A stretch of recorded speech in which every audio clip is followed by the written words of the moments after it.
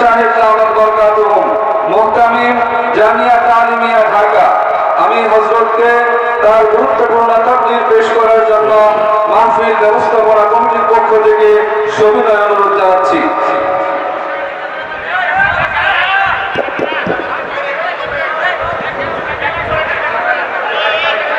আসসালামু আলাইকুম ওয়া রাহমাতুল্লাহি ওয়া বারাকাতুহু। এই বক্সে ভলিউম বাড়াও, রিভার্বটা বাড়াও।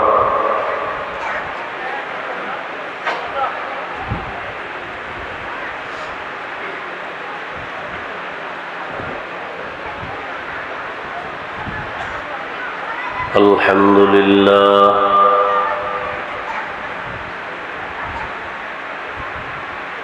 الحمد لله الذي جعل الشمس والقمر بحسبان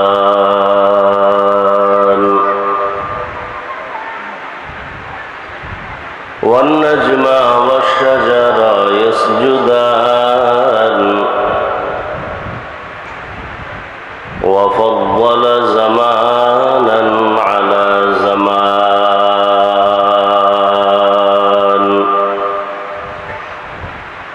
كما فضل مكانا على مكان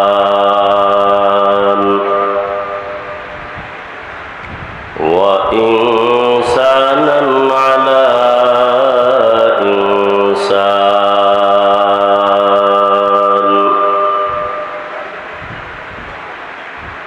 ونشهد أن لا إله إلا الله وحده لا شريك له لا ضد له ولا ند له ولا مثل له ونشهد أن سيدنا وسندنا وحبيبنا وحبيب ربنا وطبيبنا وطبيب قلوبنا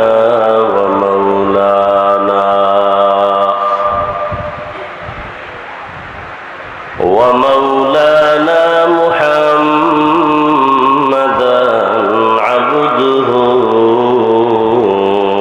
ورسوله اللهم صل على محمد النبي الأمي وعلى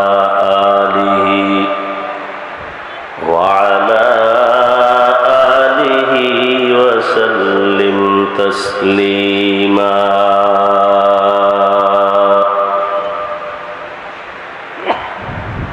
وبعد فأعوذ بالله من الشيطان الرجيم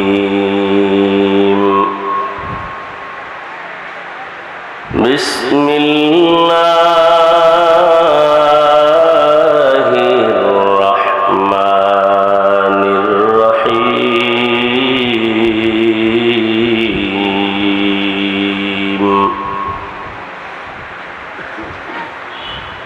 يا أيها الذين آمنوا اتقوا الله حق تقاته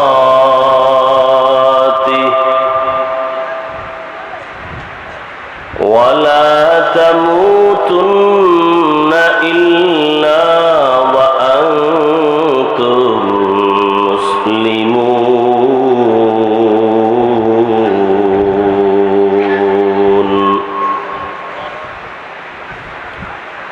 وقال النبي صلى الله عليه وآله وسلم ألا كلكم راعين كلكم مسؤول عن رعيته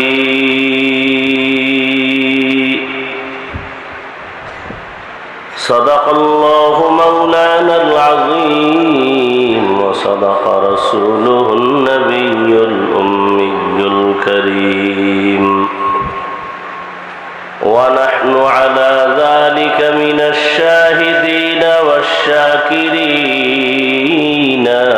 والذاكرين والحمد لله رب العالمين ঠান্ডা কমান যায় না একেবারে কমাও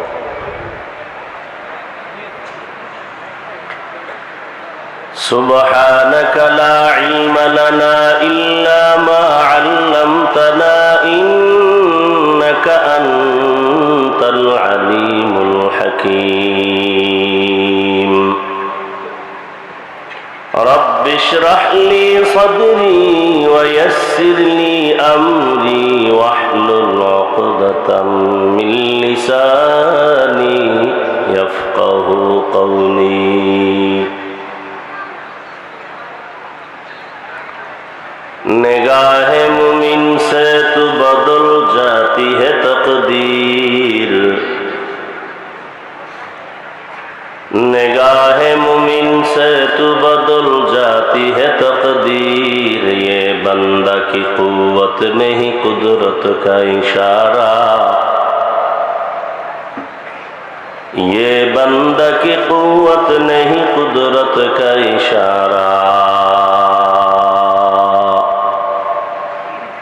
ऐ मर्द खिरद तर्क मासी की जरूरत ऐ मर्द खिरद तर्क मासी की जरूरत अब सोहबत सालेह की सवा कोई नहीं चारा अब सोहबत सालेह की सवा कोई नहीं चारा मरदूद है पीछे हमें खबर नहीं लेकिन मरदूद है पीछे हमें खबर नहीं लेकिन एक वक्त में हालाक जो अमाल है सारा एक वक्त में हालाक जो अमाल है सारा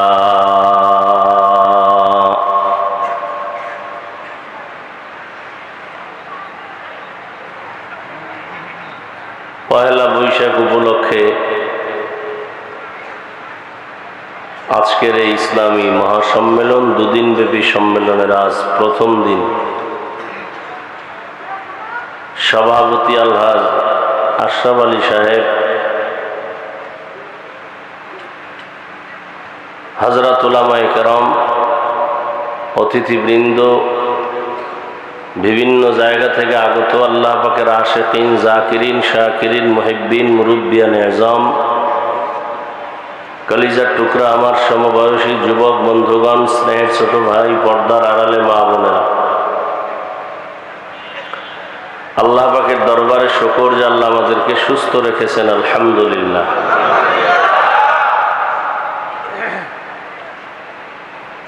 জীবনের এক অমূল্য সম্পদ আমাদের সুস্থতা টাকা পয়সা বাড়ি গাড়ি সব আছে যদি অসুস্থ থাকি জীবনের কোনো মূল্য নাই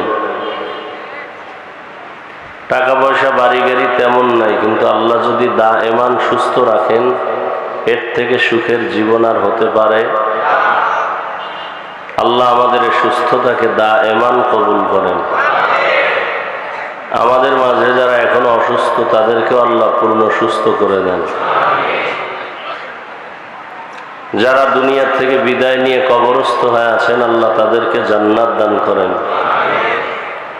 বিশেষ করে রমজানুল মুবারকের ঈদুল ফিতরের আগে পড়ে যারা হঠাৎ দুর্ঘটনা অ্যাক্সিডেন্ট হয়ে দুনিয়া থেকে চলে গেল মর্মান্তিক দুর্ঘটনা যেগুলো সহ্য করার মতো না আল্লাহ তাদেরকে শহীদি মর্যাদায় জান্নাত দান করেন চলার পথে আমাদেরকে দয়াময় আল্লাহ কুদরতের দ্বারা ইজ্জতের সাথে হেফাজত করেন ওলামায়ে কেরাম দীর্ঘ সময় আলোচনা করেছেন ইনশাআল্লাহ সামনেও আলোচনা চলবে। আমি আপনাদের দোয়া নেওয়ার আশায় হাজির হয়েছি এবং সংক্ষেপ দু চারটি কথা বলার নিয়তে কোরআনে হাকিমের সূরা আলে ইমরানের এক আয়াতে কারীমা তিলাওয়াত করেছি। নবীজি সাল্লাল্লাহু আলাইহি ওয়া আলিহি ওয়াসাল্লামের অসংখ্য হাদিস থেকে এক টুকরো হাদিসের অংশ পড়েছি। আয়াত হাদিসের আলোকে ইখলাস ও রুহানিয়াতের সমন্বয়ে সহি নিয়তে সহি তরিকায় সহি কিছু কথা আমাকে বলার মতো, আপনাদেরকে শুনবার মতো রব্বুল আলামিন তৌফিক দান করেন।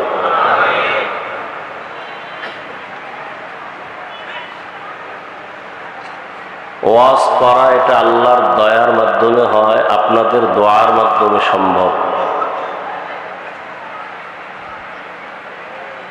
অনেক জায়গায় বয়ানে বসলে বয়ান খুঁজিয়াও বের করা যায় না, আবার অনেক স্টেজে বসলে বয়ান করতে করতে 2-2.5 ঘন্টাও শেষ হয়ে যায়, খবরও থাকে না। সব আল্লাহর কুদরত।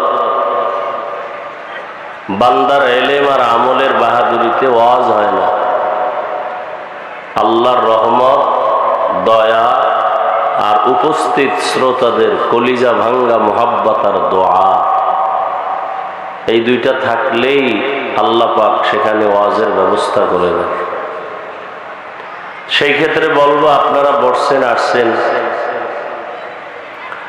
আজকে সারা দেশে যেই পরিমাণ গুনাহের প্র্যাকটিস হয়েছে,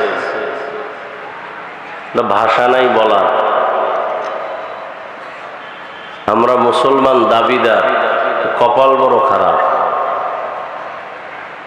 ভালো কথা বলার মানুষ নাই, বললেও শোনার মানুষ নাই, বিরোধিতা করার মানুষের অভাব নেই। অন্তর নষ্ট, চোখ নষ্ট, দিমাগ নষ্ট হয়ে গেছে। চোখের মধ্যে চশমা লাগানো, গ্লাসটা কালো, প্যান্ডেলে ঢুকেই দেখে যে সমস্ত বাতিগুলো কালো, প্যান্ডেলের সব মানুষের মাথাগুলো কালো, পোশাকগুলো কালো। বলতেছে কি কিয়ামত কাছে আসলো? প্যান্ডেলের বাতি কালো, মানুষ কালো, চেহারা কালো, টুপি কালো, জামা কালো। বলে না, তোমার চোখের সমস্যা চিকিৎসা করো। প্যান্ডেল ঠিক আছে, মানুষও ঠিক আছে, বাতিও ঠিক আছে, তুমি ঠিক নেই। কি মাদ্রাসা? এই আপনারা উঠা বসা করেন, শুরু করতে পারলাম না, এই ব্যারাম কেন? উঠার ব্যারাম থাকলে আসছেন কেন? আর বসার পরে ডিস্টার্ব করে নিজের কপালটা নষ্ট করেন কেন? অন্যের ক্ষতি করার জন্যই কি আপনার জন্ম হয়েছে?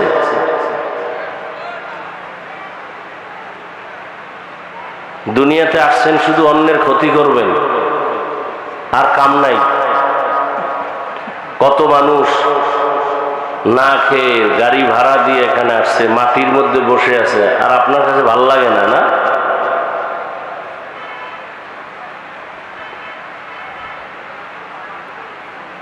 মাদ্রাসা ভালো, মসজিদ ভালো, তাবলিগ ভালো, পীর মুরিদি ভালো, ওলিয়া উলিয়া শেয়ার করেন, সহযোগিতা করেন। খারাপ না ভালো?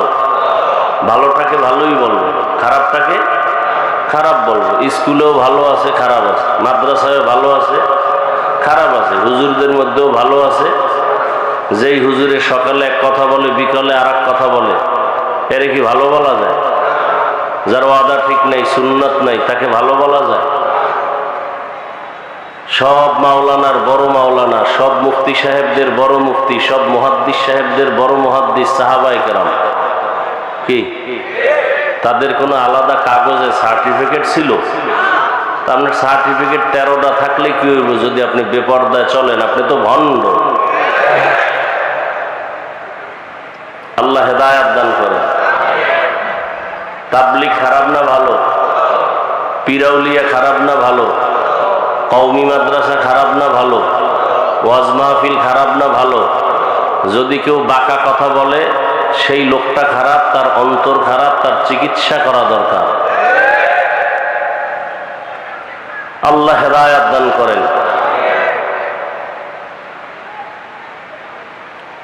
যাদের আয়োজনে আজকের এই সুন্দর প্রোগ্রাম, সময় পরামর্শ অর্থ দিয়ে মাইক লাইট প্যান্ডেলের ব্যবস্থাপনার মাধ্যমে সহযোগিতা করেছেন, প্রত্যেককেই আল্লাহ পাক দুনিয়ায় শান্তি, পরকালে মুক্তির ব্যবস্থা করে দিন।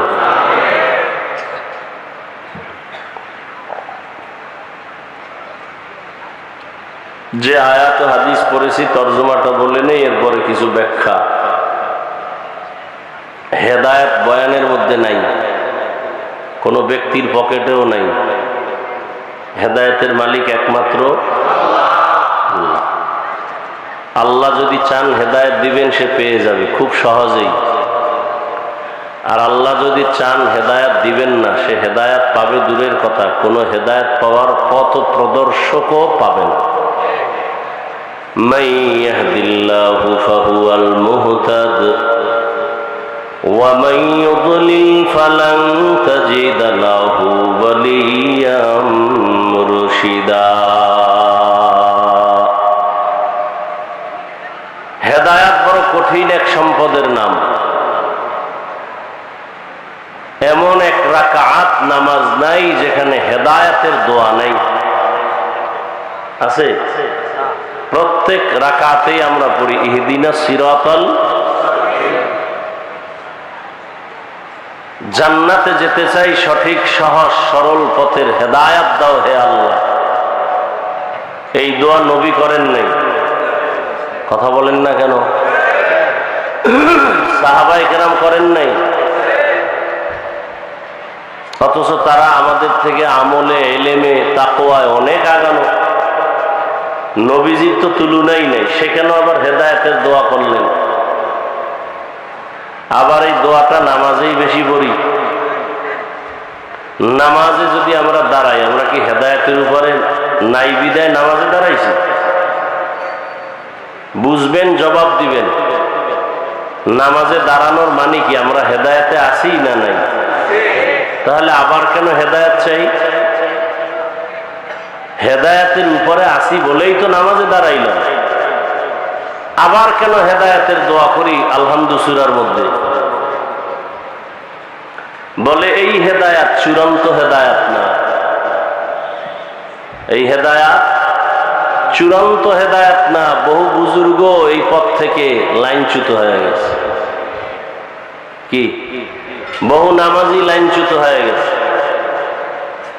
চূড়ান্ত হেদায়েত কি?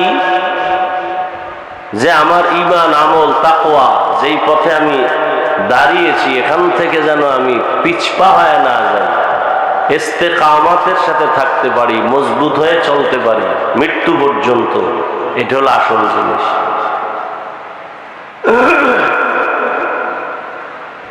এটা আসল জিনিস।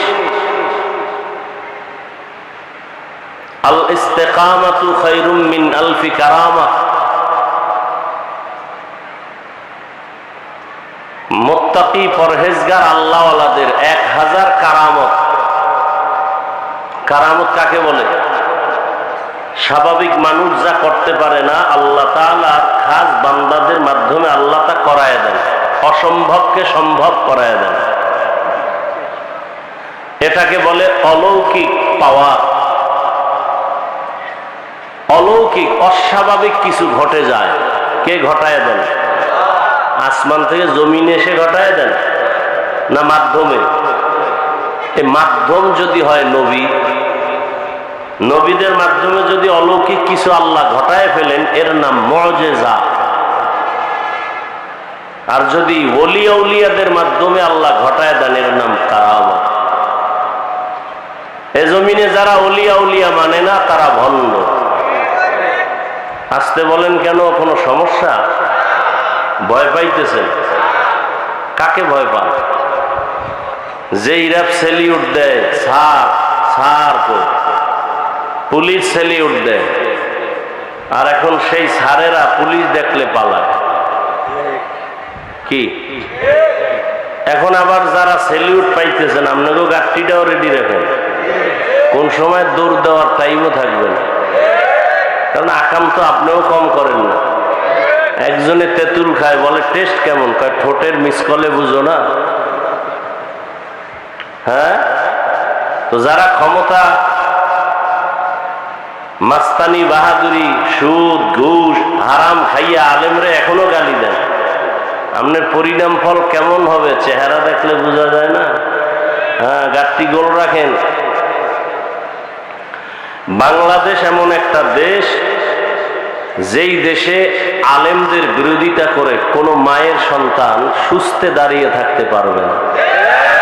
সম্ভব না, সম্ভবই নাই। চিন্তা করলেও মাথা নষ্ট, ভুল চিন্তা।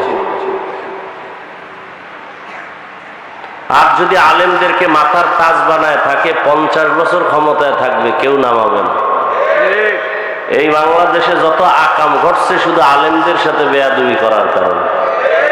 যত হজরতেরা জোতার বাড়ি খাইছে আলেমদের সাথে বেয়াদবির কারণে। আসতে বলেন কেন? এই ইমামের সাথে বেয়াদবি করেন যারা, রেডি থাকেন। কত ধানে কত চাল, মরার আগেই টের পাবেন। এরকম বেয়াদব নাই সমাজে? ইমামের সাথে বেয়াদবি, মুয়াজ্জিনের সাথে বেয়াদবি, মসজিদের খাদেমের সাথে বেয়াদবি। আর এই বেয়াদবি গুলা করার সুযোগ পায় কেন? সে যে বেয়াদব, আদবের শিক্ষা জীবনে পায় নাই, সারা দিন রাত করে মায়ের সাথে জেনার গুনাহ। কার সাথে? কি গুনাহ? জেনা। জেনা কয় ঘন্টা? 24 ঘন্টা। সুদের সাথে জড়িত না, এই পুরস্কার সে পাবে না? যারা সুদের সাথে জড়িত 24 ঘন্টা তার গর্ভধারিণী মায়ের সাথে জেনার গুনাহ হয়, 24 ঘন্টা। এর মতো কুলাঙ্গার আর আছে দুনিয়ায়? এরে বানান যদি আপনারা মসজিদের দায়িত্ব দেন এগো হাতে, কেমন হবে? শিয়ালের হাতে মুরগি দিলে যেমন হবে। শিয়ালের হাতে মুরগি দিলে যা হবে, মসজিদ মাদ্রাসার চাবি সুদখোরের হাতে দিলে তাই হবে। আল্লাহ হেদায়েত দান করুন। লজ্জা শরম আছে? ওই আবরার সাহেব তো এটাই বলে গেল যে ইমান ভাঙ্গে কিতে খবর নাই। হ্যাঁ, পানির হাউজের মধ্যে যদি একটা বিড়াল পরে মরে যায়, পানি পাক না পাক? পাক করার নিয়ম কি? কয় যে বড় পানির হাউজে যদি বিড়াল পরে মরে, পানির ট্যাঙ্কির থেকে বালতি মেপে মেপে 6-0-60 বালতি পানি ফেলে দাও, পাক হয় না। ফালায় দিছে, পাক হয় না, গন্ধ কমে না। উনি নিজে আবার বুদ্ধি করে আরো 60 বালতি ফালাইছে। কয় বালতি হইল? 20 হয়ে গেল, এরপরও গন্ধ। হুজুরের ফতুয়ার উপরে মাথা গরম। কি ফতুয়া দিল হুজুর? কি ফতুয়া দিলেন? 60-এর ডবল ফালাইলাম, পানির গন্ধ কমে না কেন? আমার ফতুয়া ঠিক, ভেজাল থাকলে তোমার মধ্যে। তুমি যেই ট্যাঙ্কির পানি ফালাইছো, মরা বিড়াল ফালাইছো? কয় না। মরা বিড়াল ভেতরে রেখে যদি জমজম পানিও দাও, এটাও নাপাক হয়ে যাবে। আমগো ইমানের ঘরে মরা বিড়াল আছে সুদের নামে, ঘুষের নামে, হারাম খাওয়ার নামে। এই সুদখোর সাহেবরা হজ করলে কবুল হবে না, মাদ্রাসা করলে সওয়াব হবে না, দান করলে সওয়াব হবে না, হজ করলে কবুল হবে না, তেলাওয়াত করলে সওয়াব পাবে না, মোনাজাত দিলে কবুল হবে না। এবার বুঝেন কত নিকৃষ্টতা। একটা মোনাজাত কবুল হবে না। তওবা না করে মরলে চিরস্থায়ী জাহান্নামী।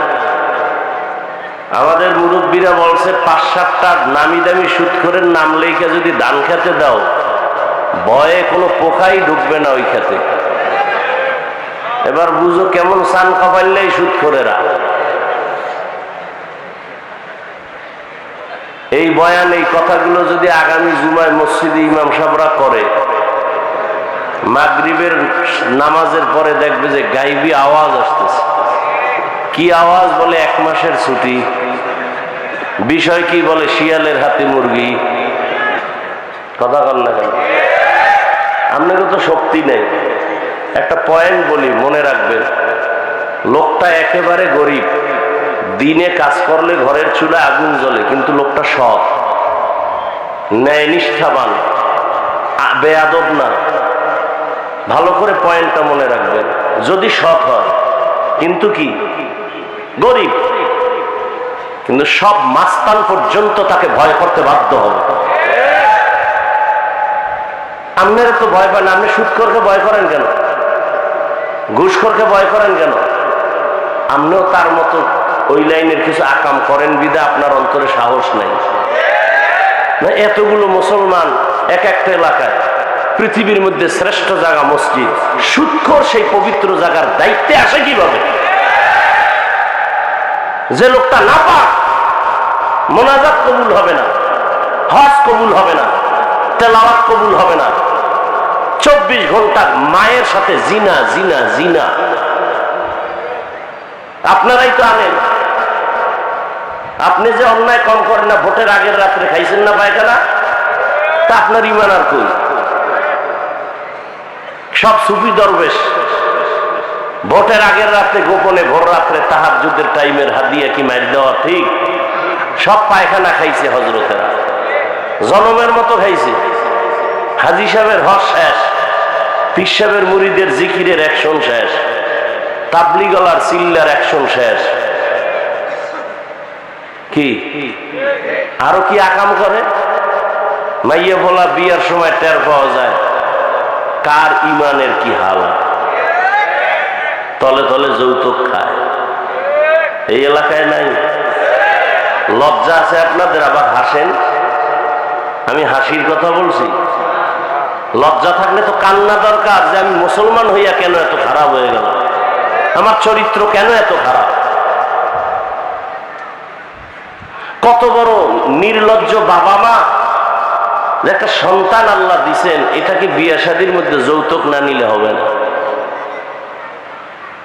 যৌতুক যারা দেয় এরাও জালেম, যারা নেয় তারাও জালেম।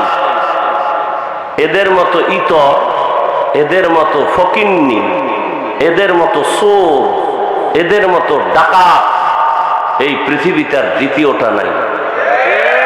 এরা পৃথিবীর নিকৃষ্ট ডাকাত। যারা যৌতুক দেয় আর নেয় এরা পৃথিবীর নিকৃষ্ট চোর, এরা পৃথিবীর নিকৃষ্ট ফকিন্নি, এরা পৃথিবীর নিকৃষ্ট ইতর। আর বাকিটা কইতে গেলে টুপি খোলা লাগবে। এরপরে লজ্জা হবে না এ জাতির এরপরে লজ্জা হবে না। ও পায়খানা খাইতেই হবে। আল্লাহ হেদায়েত দান করে। এই কথাগুলো আমরা আপনাদেরকে না শুনাইলে কে বলবে? আপনাদেরকে জাহান্নাম থেকে বাঁচাবার পরামর্শ দিতে আসছি। আমিও জাহান্নাম থেকে বাঁচতে চাই, আপনাদেরকেও বাঁচাবার পরামর্শ দিতে চাই। আমিও জান্নাতে যেতে চাই, আপনাদেরকেও জান্নাতে নেওয়ার পরামর্শ দিতে চাই, আর কিচ্ছু না।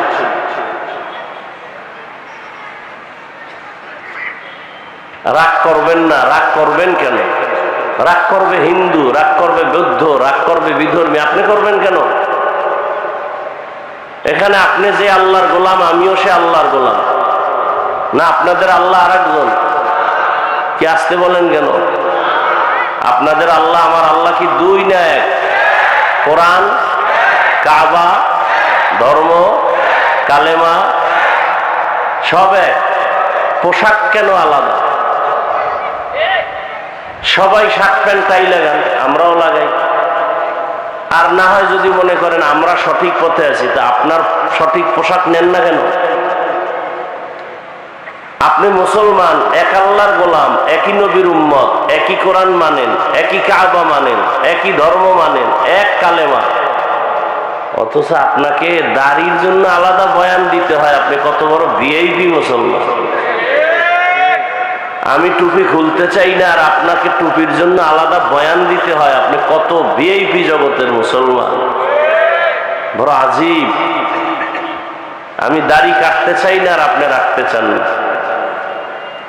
চান না তো চানই না, আবার চাপাবাজি করেন। আপনাদের থেকে ইমান তাজা আছে না?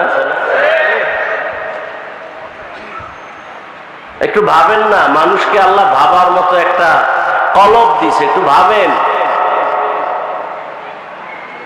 যে কেন আসছেন, যৌবন গেল কই, কোন দিন দাড়ি উঠলো, কোন দিন দাড়ি সাদা হলো, টের পাইছেন কই? এই মুরব্বীরা, সেই যৌবনের শক্তি কই? এখন লাঠি ছাড়া চলতে পারেন না। যুবকরা, মুরব্বী